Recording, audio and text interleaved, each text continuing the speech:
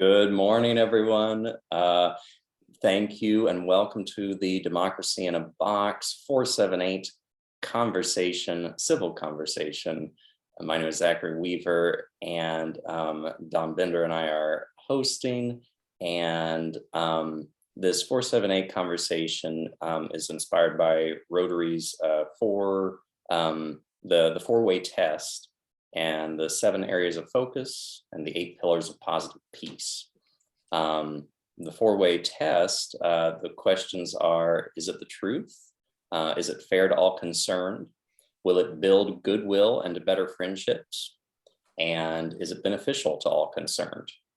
And we can think about that as the backdrop of our civil conversation. And if we find ourselves stuck, we can fall back on those very helpful questions. So the way we do this is we start off by asking everyone, what would you like to talk about more than anything else? And the last few weeks we have focused on education. And so that seems to be the prevailing focus, the prevailing topic. So I would invite you to say, what would you like to focus on more than anything else in relationship to education? But if you have something that you would like to talk about more than education, you're more than welcome to bring that up too. And there's something really powerful about everyone bringing up what they really want to talk about more than anything else, because in spite of the variety of answers, I think it's a powerful way to get everyone engaged, and I think it lets us see and feel how much is going on, in the world, in our minds, and it helps me make connections between the things that people care about. So, thank you all for engaging in the experiment with us. Don, is there anything else that I need to mention? Oh, it's okay to have your camera off or your microphone off. I won't call on you if your microphone is off. And the conversation can be free flowing. I might prompt it at some points. This is something I haven't mentioned recently, but it's okay if there are silences. If everyone is thinking, if everyone, if it takes a little bit for a new thread of conversation to start, that's okay. We've seen that work well in Bridge USA conversations, and we can relax and talk about the most important things. So yes, Don, is there anything I've missed? No, I think you did you summed it up really well. I'm ready to jump in. Great, thank you. And so let's see, Brent, I guess we'll start with you. Your mic is turned on. So what would you like to talk about more than anything else regarding education or something else? I'm not sure I have a topic today. I'm pretty relaxed this morning. Yeah. But I would love to chime in on and listen on what everybody else has. Wonderful. Yeah. Okay, how about you, Gary? What would you like to talk about more than anything else? I think mine's more of a process thought than a topic. Whatever subjects we wade into, my personal biggest issue, and I think for a lot of folks out there, is finding enough time, making enough time, and having discrete, doable enough tasks that okay, if I get 15 minutes this week, literally, for democracy, what should I do? What should I do? I think because of something that I struggle with, I project that many folks, who don't get involved, it's like, where do I even start, kind of thing. So little digestible pieces that of action we can take on whatever subject we cover is what I like to leave. I love that, Gary. Thank you. I'm gonna steal part of that for mine. Mike, oh, your mic is off, but if you, okay, yes, Mike, what would you like to talk about? I don't really have any preference. I'm sure I will take over the conversation at points, regardless of what it's about. Well, I appreciate your contribution. And Don, what would you like to talk about more than anything else? And it seems like that every conversation I've had in the past few weeks, whether I bring it up or not, comes back to something having to do with a need for more education, no matter what the subject is. And at the first couple times I heard it, I said, well, that's kind of interesting. But I think education is on everyone's mind right now. I was in a meeting the other day, and people who were doing canvassing were saying that they were asking people what their biggest issue was, and they were really surprised that people were very concerned about the state of education. A lot of it had to do with COVID, but a lot of it had to do with the situation that we've all been thrown into. And so I'd like to talk about anything, but I just get the feeling that education, the more we talk about it, the more we maybe understand about how important it is. I think somebody said the other day, the difference between a democracy and a mob is education. And so that's kind of where I am. Now, May Brenda. I have an example. This was very interesting when it came to me yesterday.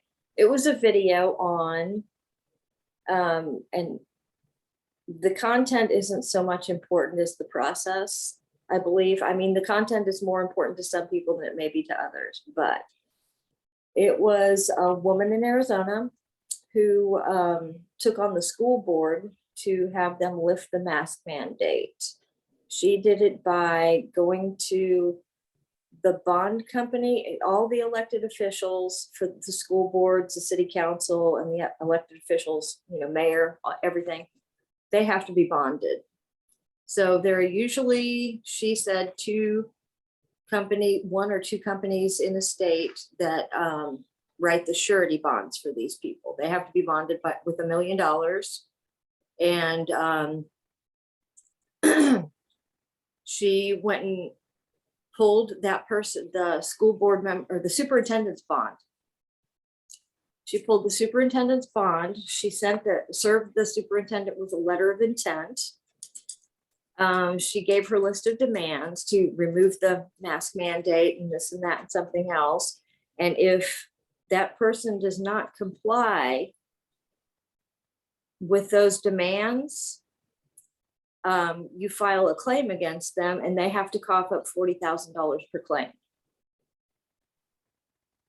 So there's a pain point with the pocketbook, and those people are held accountable for what they did, for what they do. So you don't need an attorney to do it. It was real easy, and she got it done.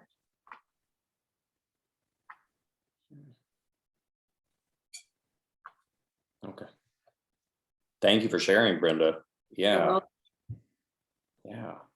I want to just real quick. I think what I would like to talk about relating to, and this might relate to what you said too, Brenda, but relating to what you said, Gary, and what you said, Don, is how do we, part of it is maybe how do we educate people or educate ourselves on how to use that, how to use our time, how to use our limited time to have the greatest impact, or to be engaged in a healthy way. Because I don't particularly think that I have found the most effective use of time, and it's tricky because it's going to be different for different individuals. But yeah, how do we, in my mind, that would be a part of civic education, would be helping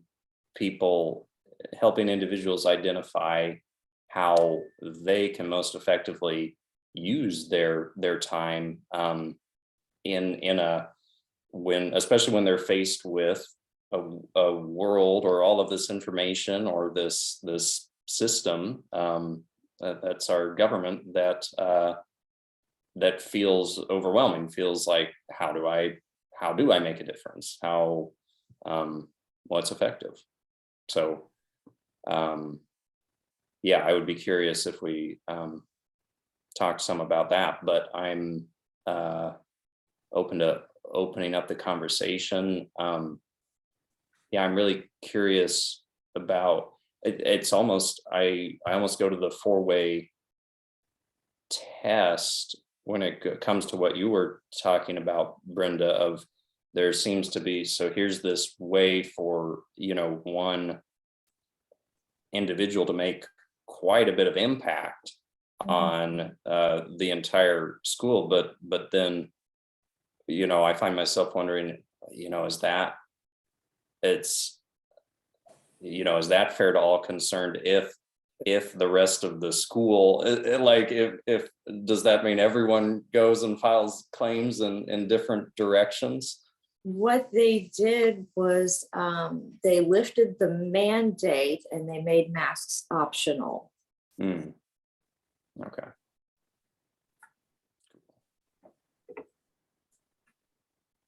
So yeah, we don't know what would happen if if somebody who wanted the mask mandate went and filed a similar type of, or went and like threatened a similar type of claim, and then yeah, so we don't know what would happen in that case if there were like competing claims, or maybe that wouldn't be possible in the system. Well, how many people know how to do that, or that it even exists? Right. So another point of civic education. Okay. I think that's very important, because to Gary's point about, how do you spend your civic budget? It's almost like this seems to be a question that comes up a lot, because one, we're all pretty overwhelmed, and the little bit of time we do have, there's not a lot of good, easy ways to step in and do something. But excuse me, on a, at the local level, that's probably where you can have the most immediate impact.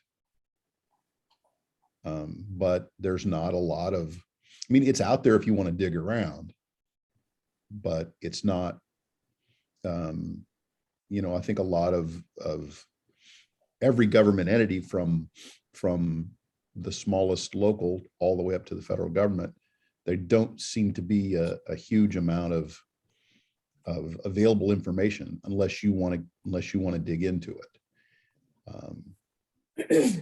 I know I've forced myself to kind of become a little bit more knowledgeable about state politics, but that's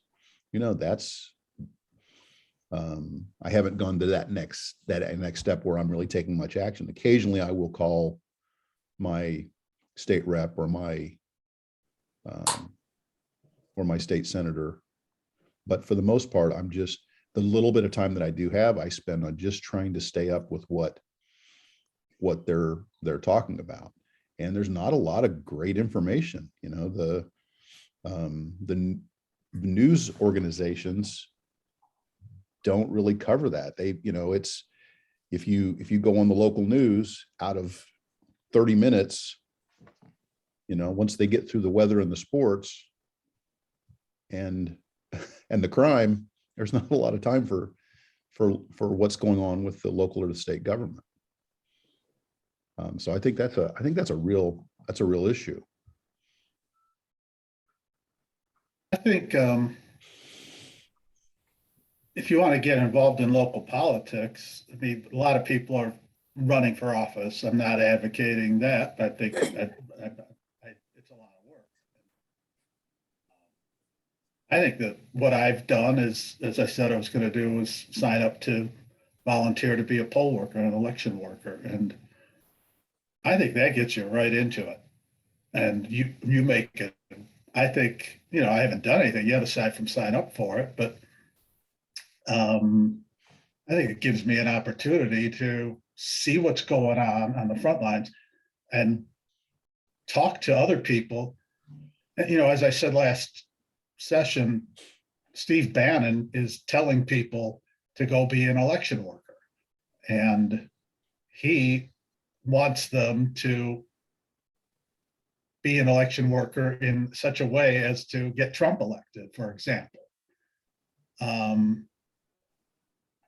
I think what's happening in that respect is terrifying. So if I get in there, I can actually see whether this is happening or not, see if there's anybody who was brought, I'll be in the same classes as other people that may have been influenced by Steve Bannon.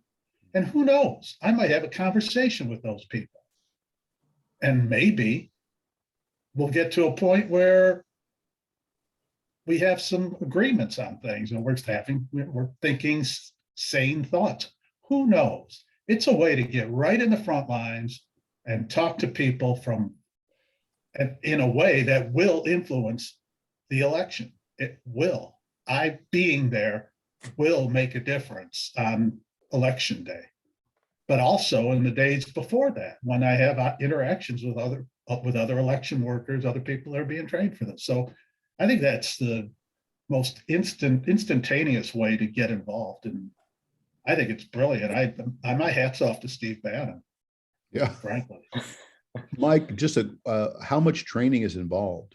I have no idea. I signed up and I haven't heard back, and they said things are going slower than usual because of the high volume of volunteers. But they also say we always need more volunteers. So, I sign up hopefully at it's not a high volume of Steve Bannon followers. You sign up at the election board headquarters or courthouse. Went Where do you online. go? I just went online to Johnson County, Kansas, election workers. I think and also I wanted to back up and just comment on something Don said earlier about the difference between a mob and I forget what term you used. Democracy. A democracy. Okay. Education. And I just want to point out that I think a lot of educated people can nonetheless wind up in a mob because we're humans and we get caught up in that energy and that emotion. And I think the Weimar Republic, if I'm going back to the right term, I think they were very cultivated and educated, and nonetheless, we see what happened there. And I just think I don't know if that's the difference between a mob and democracy is as simple as saying it's education, but certainly you have some good, there's a good discussion point there, but I just caution that all of us could get swept away in a mob if we were to think we were doing the right thing. Yeah. I think that's a great point. That's a great point, Mike. And I think what Zachary said, the good thing about the four-way test, I think it's a combination of, I think maybe education of, and this is where misinformation comes in. I repeated something that I had heard someone else say, and I think education is a component, especially civic education, because a lot of times when you see in the comment section or in social media, people will blurt out a single answer as what they think is the single answer to what ails us. And rarely is it a single answer. And I think that's where you know, the information overload that we're having to deal with is a big part of that, because if we're overwhelmed with information from every direction and every channel, that really opens up the door for disinformation and misinformation and half truths, and it's just one of those things. I think we can easily become overwhelmed to the point where we turn it off.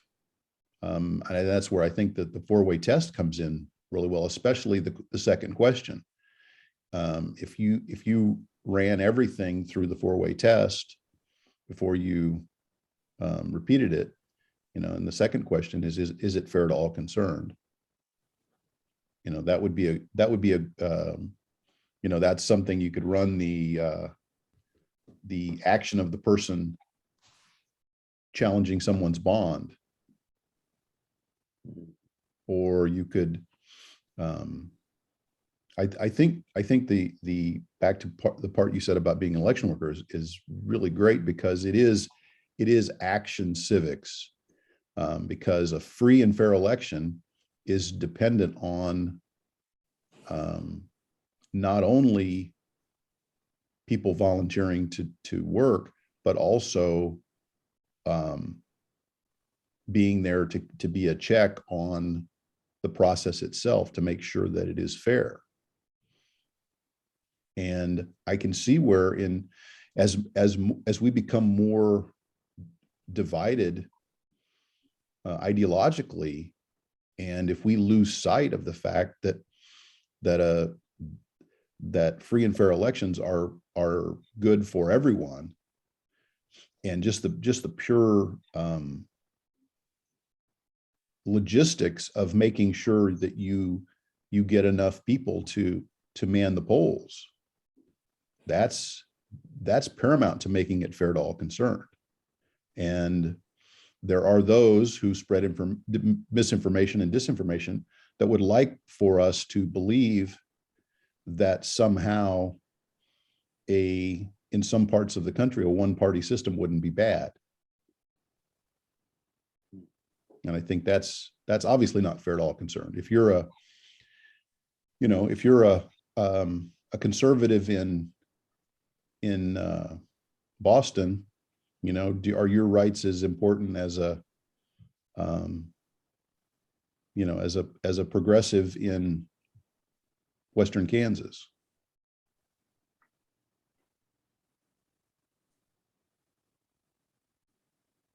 Well, they're definitely just as important, but like we've said before, one size does not fit all.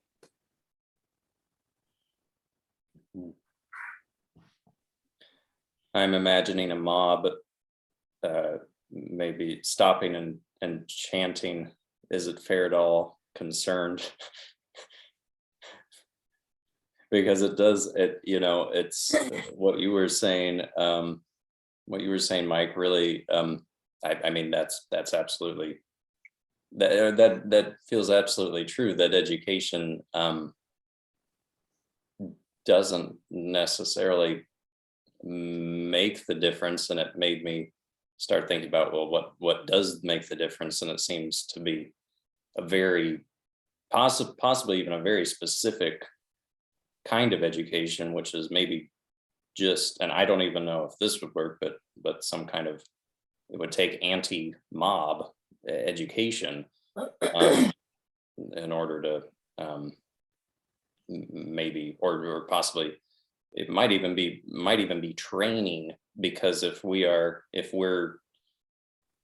naturally lean towards mob behavior, then we may actually need more than just awareness. We may need some kind of training or checks to go, oh, that's my mob impulse coming out.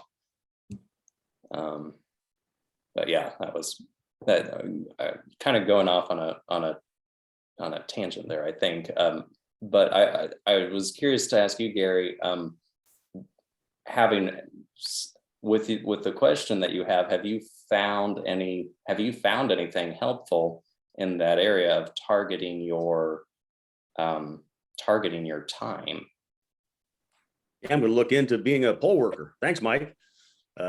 My wife has told me that for the last 5 years. Hey, you ought to get started there. It's ground zero of democracy and all that. So you may have provided a nudge. I'm going to look into it and contemplate that.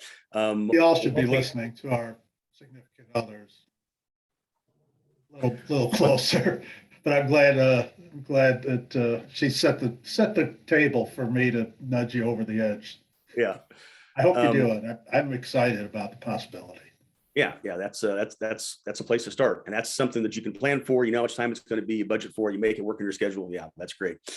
I have contemplated ringing in, pardon me, my state rep, who I like and I'm in alignment with on nearly all that she does, and just asking the blunt question: I got 2 hours a week. What's the best thing I can do to help you? Has anybody ever done that? Just and if so, where are they going to send you? What are the answers going to be?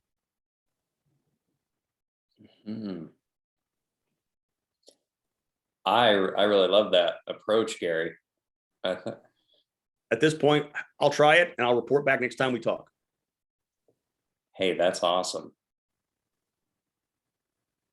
Yeah. I wonder if they have a kind of a boilerplate answer for that, or if they or if they're caught off guard by that question. I'm just curious about that. Well, they'll have an answer. It's send money, and then I'll say, after that, what do I do?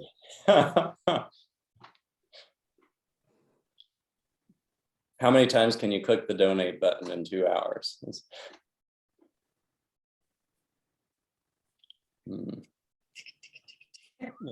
Yeah.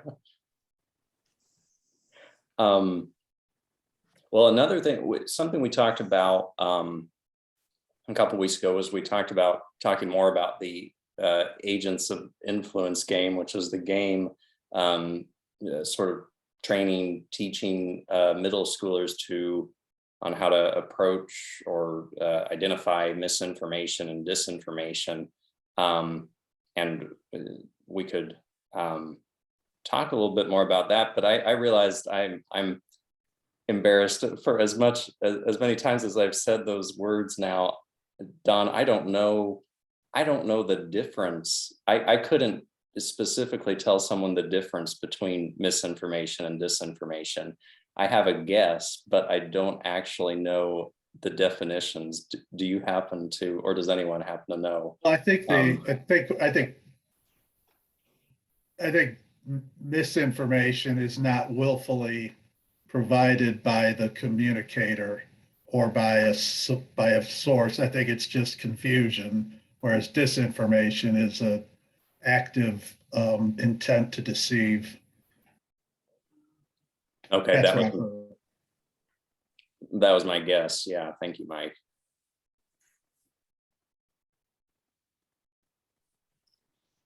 Yeah, I think that's a perfect way of saying it, Mike. That's exactly right. There's different flavors. I've seen the term malinformation, but for the most part, if somebody spreads something that isn't true, or whether they haven't taken the time to check it out to see if it is true, and that's where it gets a little dicey, because when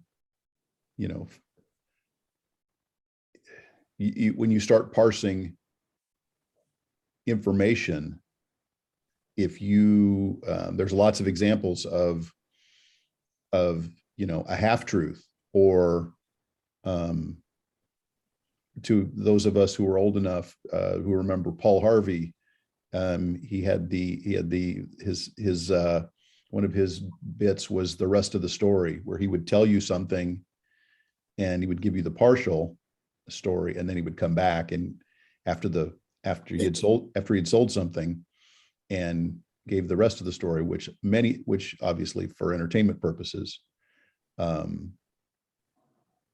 showed that the first part was, if you just listened to the first part, it wasn't the whole truth.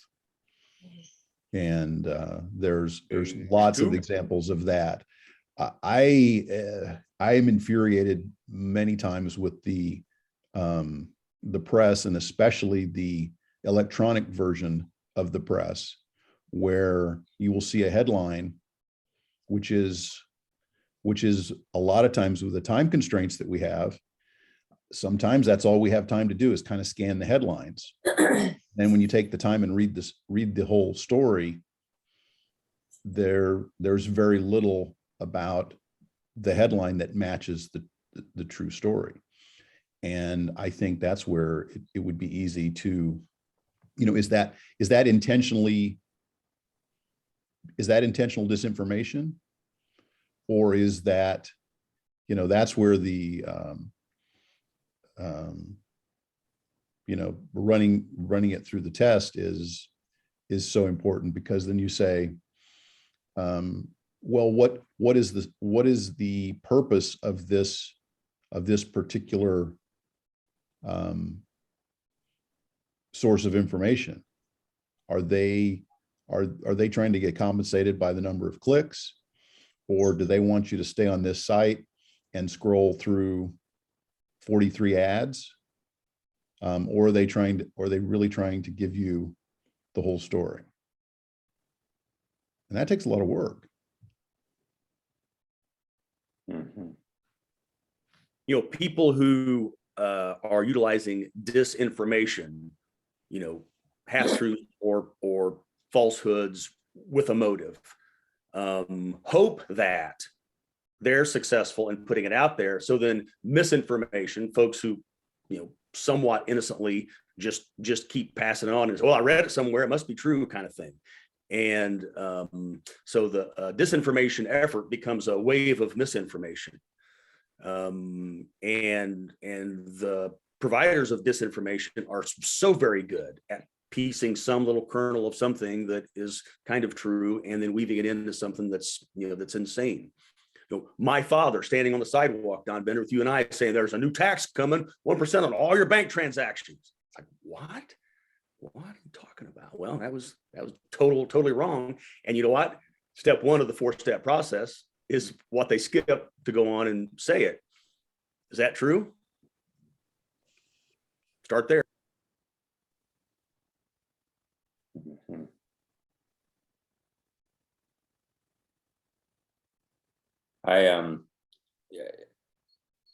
We've talked about we've talked a lot about that first question and how we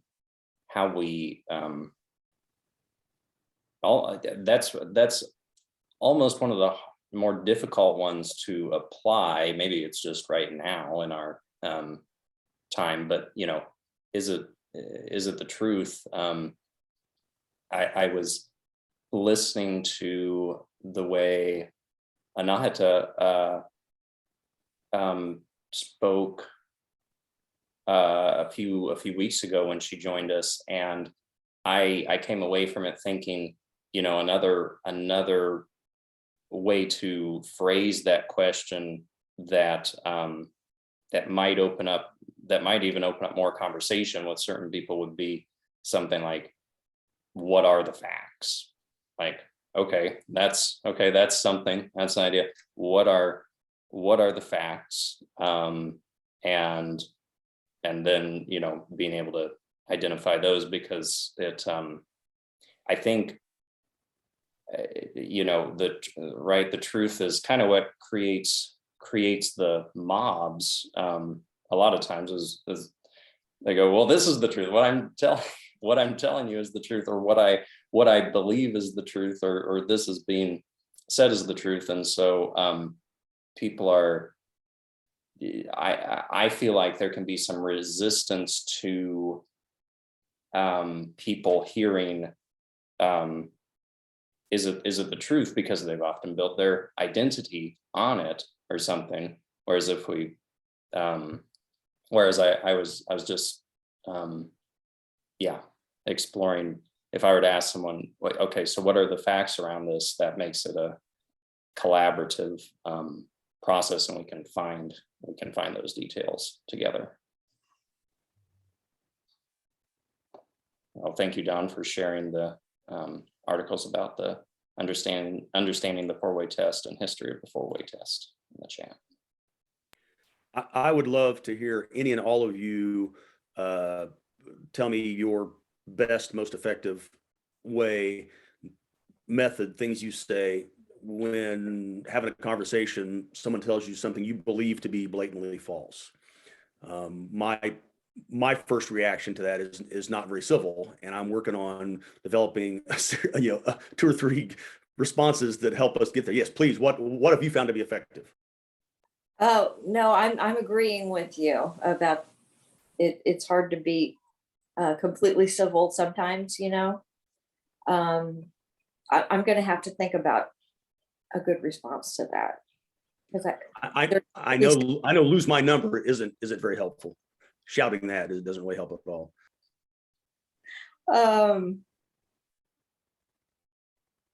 how about what was the, no, that doesn't apply. I guess the challenge question, I would like to see you test that at your earliest convenience.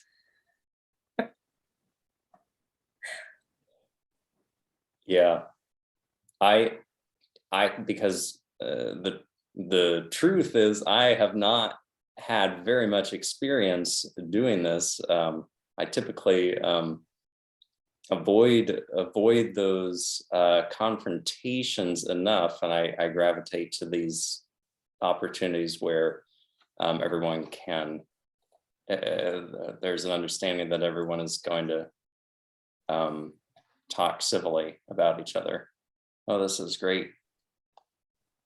This is great, Don. Do you want me to just read what you shared in the chat? Or, oh, I think your mic is off. Yeah, whatever, if you would like to, but that's just a couple of things that I've, that was a report, or one of those things was that's an excerpt from an article and a report that the UN did on, it's misinformation isn't something that's just a problem here. It's definitely being used by in a lot of countries where they're trying to either manipulate people or spread misinformation. And I think they concentrate on the 4, that one article concentrates on the 4 big challenges. I'm sorry, I didn't mean to get off track. I think the question Gary asked is really good. So I'm sorry, let's get back to that. Well, I think this is totally in alignment with that, but it talks about the, but yes, we can get back to that topic, which another question that, Don, you talked about in relationship to that first question of the 4-way test, you're asking, is it binary? Is it a binary? Is it a this or that question or answer? And most of the time it's not, but very frequently it's presented that way. Yeah, I heard there was someone being interviewed on one of the one of the national news stations, and I was really impressed because the questioner, and I think that's kind of the nature of cable news, is that they purposely have a short period of time where they claim they want to discuss a difficult subject, but then they only allow a few a very short period of time to discuss it. And then they ask a question in a way that they really want a yes or no when it's not a binary question. And I was really impressed. This person said, I have to respectfully reject your premise there, and then went on to go into detail. And in true form, the questioner had cut her off and said, well, that's all the time we have. So I think a lot of times that, that's not a good venue, but I think that's, to Gary's question, a lot of times I think that's really a good place to start, is to question the premise, because almost every statement or every question has some premise that, so that's where you get back to, okay, what facts can we agree on? And that's where the conversation starts. Mhm. And that's where I've had some success as I've thought about this and tried to tackle this in a discussion with a person. If they say something I believe to be false, if I can, kindly and gently say, whoa, hang on right there, man, I've heard something totally different than that. Where'd you hear that? Start to explore what is true. So instead of just yelling two things back and forth that are dissimilar, well, hang on, we have to agree on the facts before we can even go on is absolutely true. And sometimes people are insulted by that, and they finish the conversation. If they're willing to talk about it, then there's a possibility to make some progress. I could have something wrong too. I sure want to know about that. That's the one angle that I found, but it doesn't work everywhere, because some people don't want to admit, well, I just read it somewhere. Okay, well, maybe you want to stop flipping shouting it all the time till you check it out, is what then is not helpful. Also, in the conversation, the person who asks the most questions is the one who's in control of the conversation, and you can get the most information. I'm trying to start asking more questions.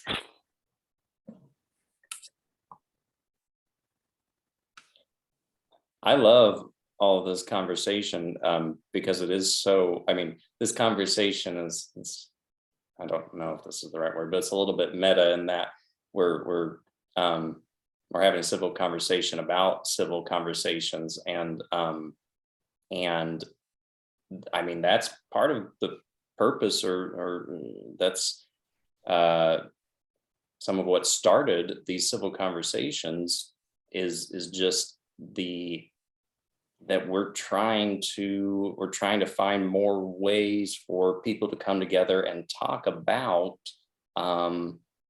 things that they disagree on, or actually, even what I get excited by is the idea of containers where people from different viewpoints are attracted, and then they can kind of work out the disinformation kinks in a way that everyone feels comfortable and safe and excited to work those out, rather than maybe like I don't know. I guess the thing that everyone is afraid of in those contexts is a gotcha scenario or something, where it's like, you were wrong. You've failed as a human being, or I don't know what the impulse is, but somewhere where people can feel safe to talk about the things they don't fully understand yet, but maybe they, and ideally even the things that they have a strong, maybe a trigger around, but they can come with people who know different things, have read different things, and yeah, some kind of process to, it's kind of like de-radicalizing people, or at least depolarizing people. So maybe it's you start with, help me understand this. Mm-hmm. Mm-hmm. I agree. I think that's a perfect question. The open-ended questions always lead to better understanding. And those sometimes are the hardest ones to ask because you don't want to know the answer, or you're afraid of what you might hear. And I think that's one of those things. It's like any other exercise. You kind of have to practice, and you're probably not going to be very good the first few times. And I think there's a number of good questions, open-ended questions, or like you said, Gary, when someone says something that you're pretty sure that's not true, you say, really? Okay. How did you, where did, tell me more about that. Or, and a lot of times it's sadly, not sadly, I think maybe as I'm thinking about this, it maybe even is better because it gives the other person permission to say, well, I'm repeating something that I heard and I didn't check it out. And let them do that and tell them that that's okay. I would want We're that. bombarded. I would want that in return. I would want them to say, well, I heard something different. Have you checked that out? If I'm repeating something that's, incorrect, I sure want to be questioned. And the key is you make it feel helpful, not challenging and headbutting. Mm-hmm.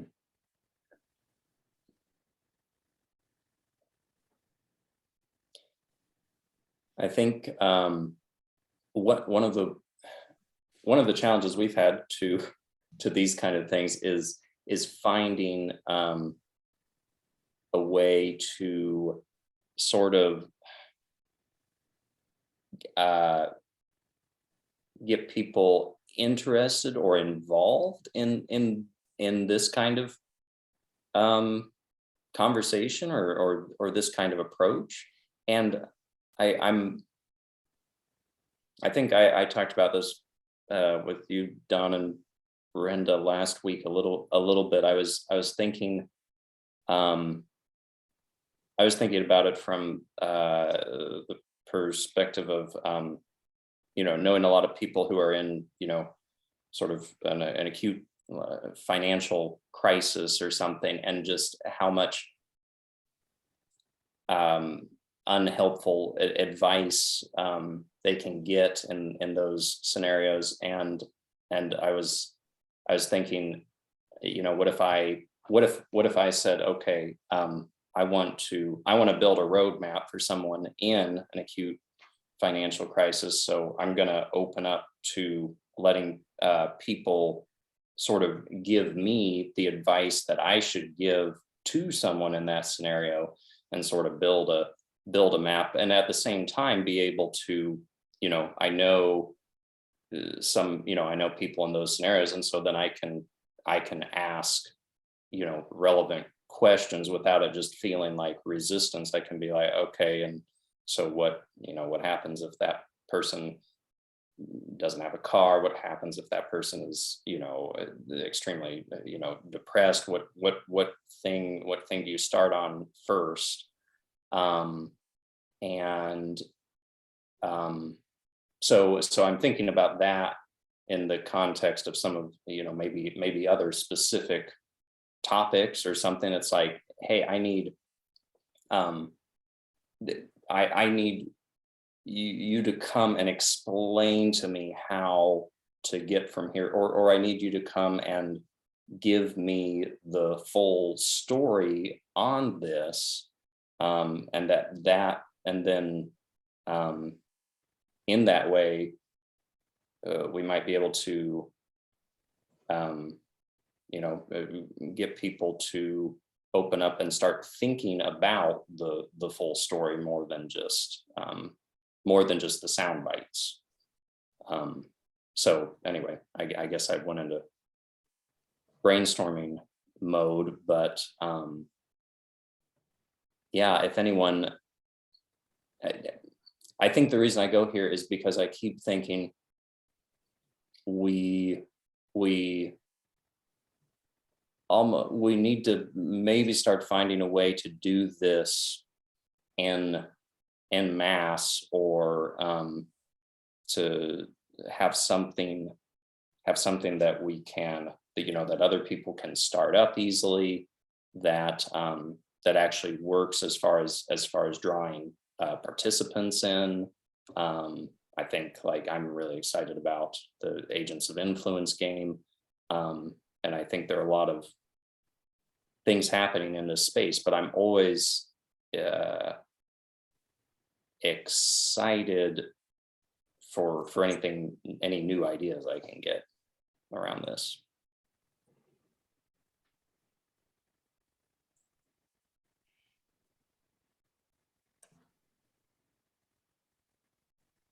Well, something you said, Zachary, got me thinking, back to the education component.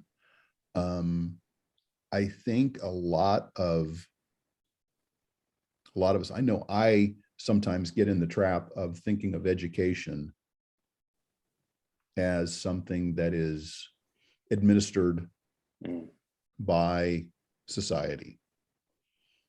And sometimes I allow myself to think about that true civics of the people is kind of puts the onus back on the individual and also smaller groups. And I think that maybe that some approach like that would appeal to a lot of people, but because we're so overloaded with so much information all the time, we don't even have time we don't even stop and think about, what is the definition of education? And to Gary's point about, how do you spend your 15 minutes every so often? A big part of a well-functioning self-government is a base level of knowledge. And a lot of times you can't get past that first hurdle, because if everybody that's having that conversation doesn't even understand the basics of civics, then that's hard. That's hard to get to that next level. And something my brother pointed out when he was talking to a Rotary Club, he says, I'm embarrassed that I don't, when you start talking about the 3 branches of government and things like that, he says, I haven't thought about that. It hasn't been in the front of my mind, since I was in school. And I probably wasn't paying that much attention at the time.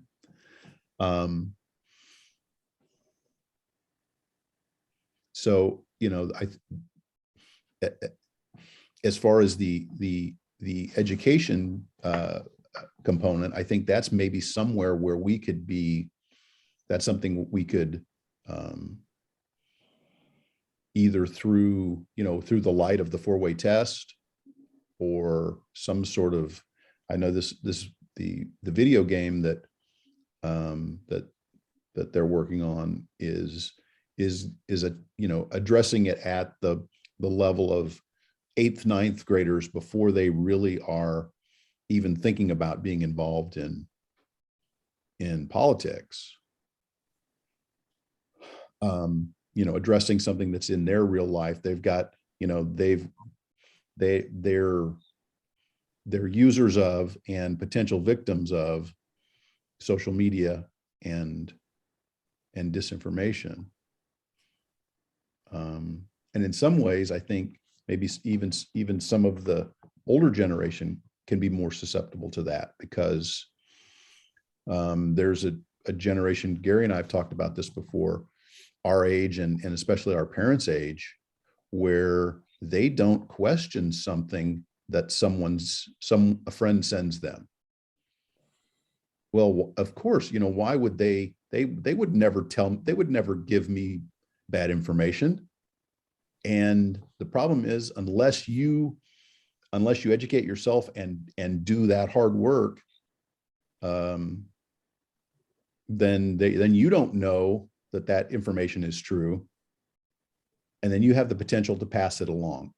I was kicking around with some younger folks I was talking to earlier is, would there be a way to do some kind of a 4-way test app where you would take that piece of information and load it into a piece of software. I mean, obviously you can do it yourself. You can, but that's pretty time consuming. If there was some way to streamline that.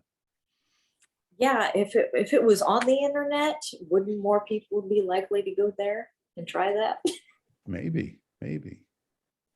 Mm-hmm. That might be an interesting project. Could you, well, I don't want to go down that rabbit hole, but I think that would, what do you all think about something like that? I love it.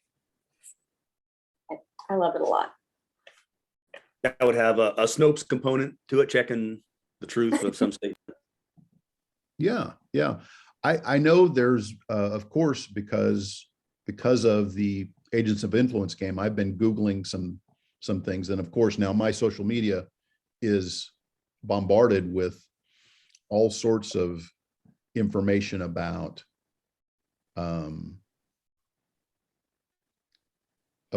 combating misinformation.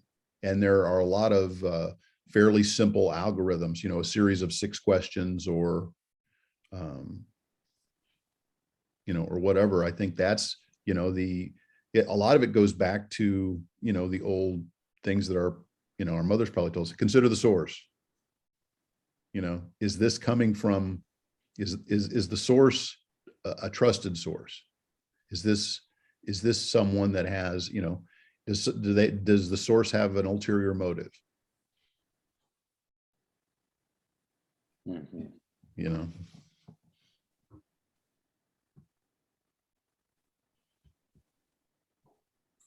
Well, if you develop that, I'd be happy to stand outside the courthouse and hand out flyers. Okay.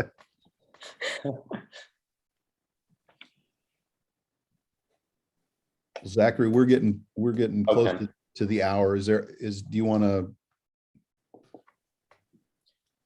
do a round or? Yeah. Yeah, let's go around and see if there's anything anyone would like to close with. So Mike, is there anything you would like to say?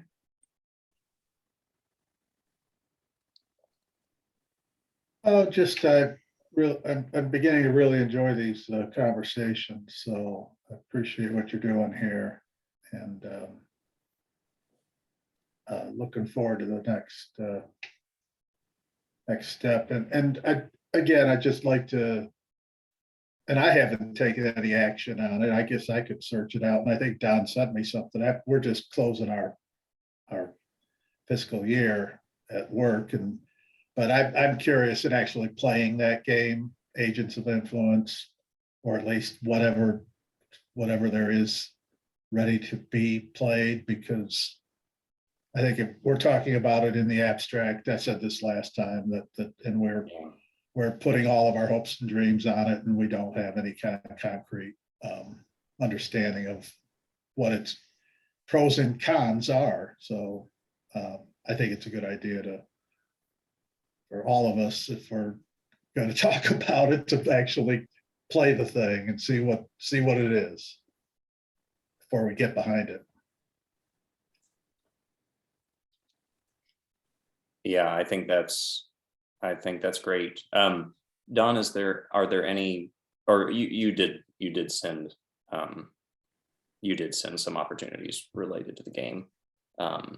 Yeah, and if anybody didn't get that, let me know and I'll resend it. Yeah. And then we can talk more about it later. Great. I promise to practice what I preach and take a look at it as soon as I can. No problem. Yeah, no, I appreciate you saying all that, Mike, and it brings up a point for me of, yeah, if anyone ever has any feedback for these conversations, I do really want to make them enjoyable and feel like a good use of time. And so if anyone ever has any ideas for how to, make this conversation more impactful or more enjoyable, just let me know, reach out to me or reach out to Don, and we'll try it out. So yeah, Brenda, anything you want to share here at the end? I have two things. First of all, anybody out there, have you ever heard the truth and you weren't ready for it and you get this feeling in your body? Have you noticed that? Anybody? I believe everybody has an internal compass, and they can, especially if you're not ready for it, you can feel that it's the truth. Mm. Then the other thing was, I liked what Don did. He talked about civil education from a top-down process. And then a few minutes later, he came back and talked about people educating themselves from the bottom up. So if there's a balance in there somewhere, I don't know. I really enjoyed making that connection. I love that. Thank you, Brenda. All right, Gary. If a younger person typically says, gosh, what should I do? My standard answer has been, pick an issue that you're passionate about, know all you can about it, find a candidate for some office that supports your opinion on this issue, and spend any amount of time you can helping them on a campaign. Campaigns appreciate if you have an hour to spend, a whole election cycle, you can go drop literature, do whatever, they accept small increments of time. So I hope that's useful to the people I've talked to. And it's certainly what I've done. I drop literature for candidates, and I need to do more. But anyway, I would encourage anybody to repeat that, and I hope that's useful advice to folks. That's great. Thank you, Gary. I think I would, what I want to close with is this idea, like you said, Brenda, of civic education, or education that goes rather than top down, probably even more effective for education to go the other way. If I can, if I want people to be educated about something, it's almost maybe better to open myself up to having people teach me about it. I think about this a lot with, getting big money out of politics and the 28th Amendment. It's like, okay, if you could outline the solutions for a problem to me, then it gets somebody else thinking creatively about it, and I learn, but it engages more people in the process. So I'm enjoying thinking about that right now. Don, is there anything you want to close with?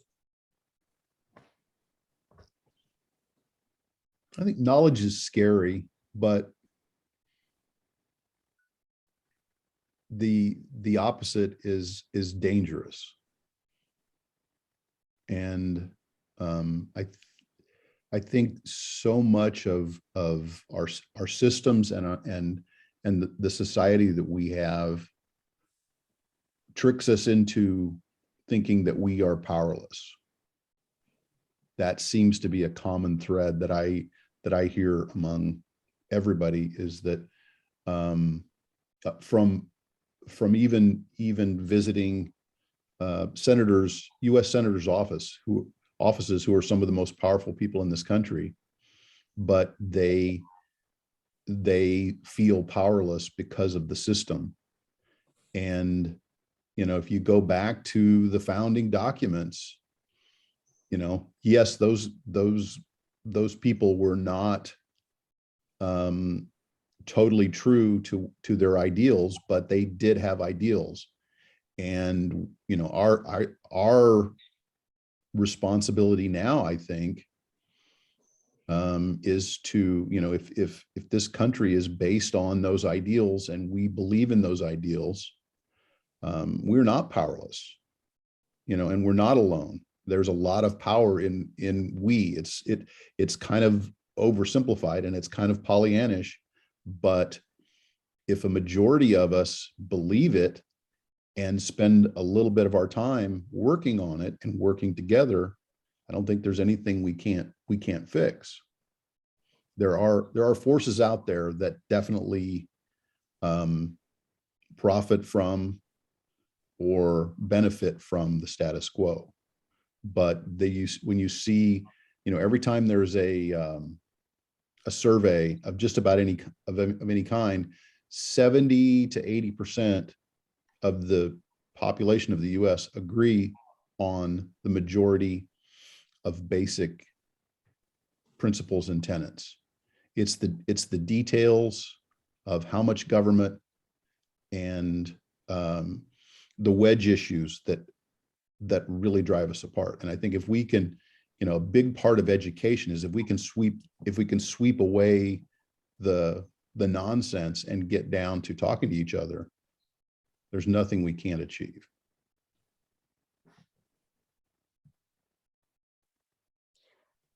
Amazing closing statements, everyone. Thank you, Don. And thank you to all of you for joining us on this Saturday, using some of your time to have a civil conversation and expand and enhance our experiment here. So